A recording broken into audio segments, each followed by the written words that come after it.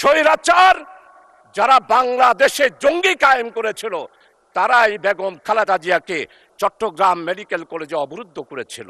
সালাউদ্দিন কাদের চৌধুরীর আহ্বানে জামাত এবং শিবির সেই দিন বেগম খালেদা জিয়াকে আমরা উদ্ধার করেছিলাম।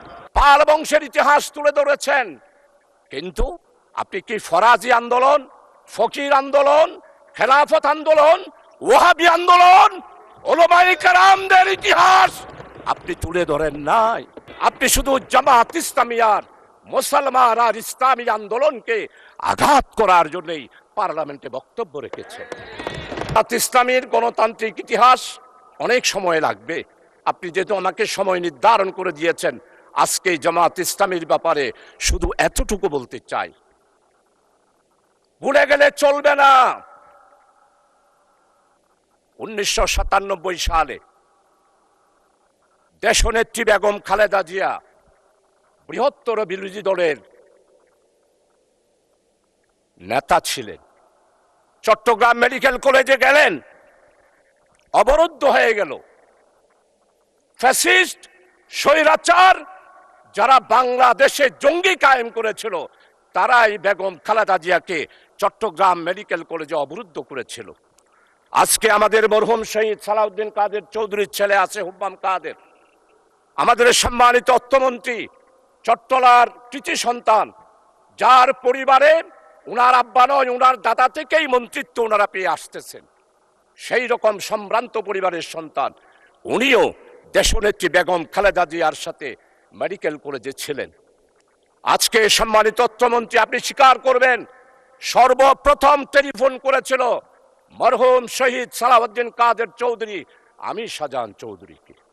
আমি তো জামাত, আমি তো শিবির, কিন্তু সেই দিন আমরা জামাত শিবিরেরা চট্টগ্রাম মেডিকেল কলেজ থেকে দেশনেত্রী বেগম খালেদা জিয়াকে সালাউদ্দিন কাদের চৌধুরীর আহ্বানে জামাত এবং শিবির সেই দিন বেগম খালেদা জিয়াকে আমরা উদ্ধার করেছিলাম। মাননীয় স্পিকার, আজকে স্বাধীনতার কথা বলা হয়, সর্বপ্রথম একটি মাত্র রাজনৈতিক দল পূর্ব পাকিস্তানের স্বাধিকার কোন পথে আসবে এই ব্যাপারে সর্বপ্রথম পূর্ব পাকিস্তান থেকে যিনি বক্তব্য দিয়েছিলেন তিনি হচ্ছেন প্রফেসর গোলাম আজম। 1970 সালের নির্বাচন হলো, নির্বাচনের পর সর্বপ্রথম একটি রাজনৈতিক দলের পক্ষ থেকে সমস্ত পত্রিকা সাক্ষী transfer to power Sheikh Mujibur Rahman professor Golam Azam বক্তব্য দিয়েছিলেন। আমরাই সেই দিন বলেছিলাম সংখ্যাগরিষ্ঠতা হিসেবে আওয়ামী লীগ যেহেতু জনগণ রায় দিয়েছে তাই শেখ মুজিবের হাতেই ক্ষমতা হস্তান্তর করুন। আজকে সম্মানিত আমার অত্যন্ত পরম মুরব্বী ইতিহাসবিদ, আমি ওনার ফেসবুকে সব বক্তব্য শুনি, ওনার মনের ভিতর অনেক আবেগ।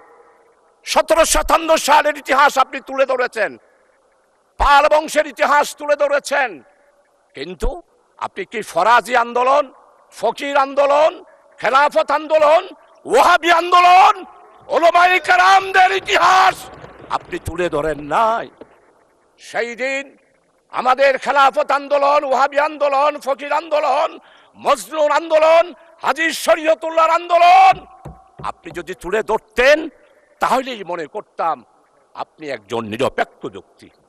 এখন আমার মনে হচ্ছে আপনি নিরপেক্ষ নয়, আপনি শুধু জামাত ইসলামিয়ার মুসলমান আর ইসলামী আন্দোলনকে আঘাত করার জন্যই পার্লামেন্টে বক্তব্য রেখেছেন।